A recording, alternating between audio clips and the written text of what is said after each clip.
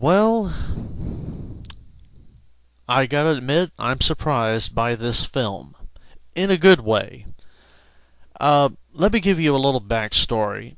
As some of you may or may not know, some years ago I watched a movie called Inside. It was a French horror film, and I did a review on it.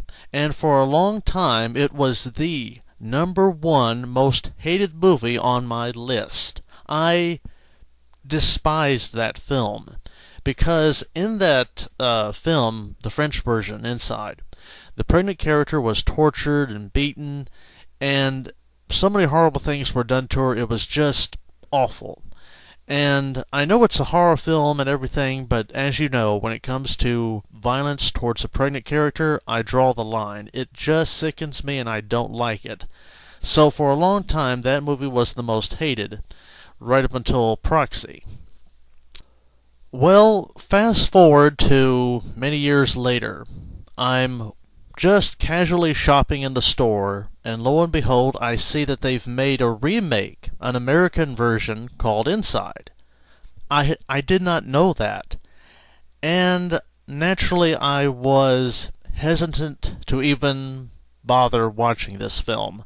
I assumed, since the original had not been to my liking, and the fact that it had been so horrible that it had been on my number one list of most hated pregnancy movies of all time, this wouldn't be any better. But, as always, I knew I owed it to my audience to at least review it and see if there were any redeemable qualities in this American remake. And I have to say, to my surprise after I watched this film, it's good!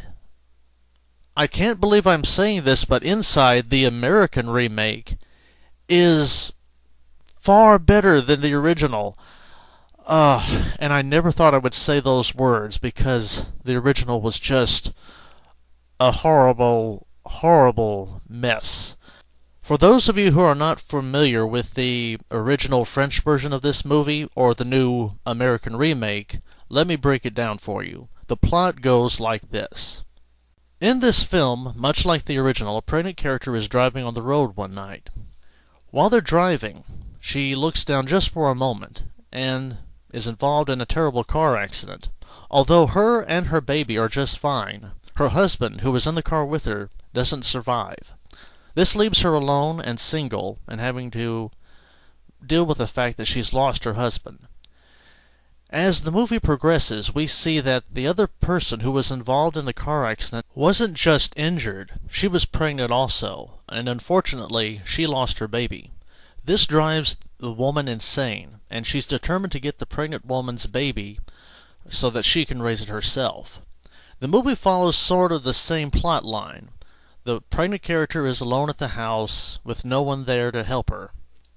One night, the psychopath breaks into the house, tries to subdue our pregnant character so that she can give her a C-section and take the baby for her own. Now, this movie follows pretty much the same formula as the original in the sense that the pregnant character has to try to find ways to escape the psychopathic woman and try to get away from her, try to save herself and her baby. And it does involve the usual horror movie cliches that we've come to see over and over again in horror films, which makes it somewhat predictable. However, where it diverges from the original film and other horror films that have involved pregnant characters is the fact that this pregnant character lives through the movie and her baby lives through the movie. In the original, the pregnant character died, and her baby, I believe, was taken by the psychopathic woman. In this movie, however, that doesn't happen, and that's wonderful. And even better, there's no torture porn involved in it like there was in the French version. Now, usually it's the opposite. Usually I like the foreign films that involve pregnant characters because they're just better at showing the pregnant character off. But in this case, it's the reverse. It's the French version that wasn't good, and the American remake, ironically enough, that is good. That is the one I truly recommend. And with that being said, I think it's time to get right to our score. Okay, so the final score for Inside the remake, the American version, is 3 pregnant women. The reasons for this are as follows. This movie redeems the original in the fact that it does not really torture the pregnant character, and the pregnant character lives, and it has a happy ending to this otherwise horribly depressing horror movie. Also, even though there are no bare belly scenes except one or two, she's showing quite a lot in this film, and it was just nice to be able to watch this remake of a movie that I hated so much for so long.